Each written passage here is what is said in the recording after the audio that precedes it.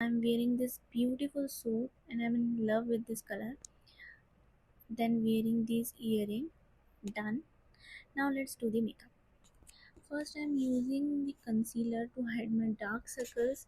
उसके बाद फाउंडेशन लगा ले लेंगे थोड़ा सा एंड देन ब्लेंड कर लेंगे all over my face. So then added a touch of blush. Then उसको भी थोड़ा सा ब्लेंडर से ब्लेंड कर लेंगे अच्छे से. थोड़ा मिनिमल यूज़ किया है. Then kept the eye makeup natural with some eyeliner. Then उसके बाद टू लॉक माई मेकअप अब मैं कॉम्पैक्ट पाउडर यूज़ कर रही हूँ. Now I am applying this lipstick. That's all I am going for my makeup.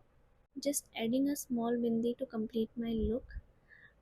Then अपने outfit के साथ मैच करते हुए ये पिंक बैंगल्स पहन लिए. कश्मीरी बैंगल्स भी ऐड करे हैं मैंने.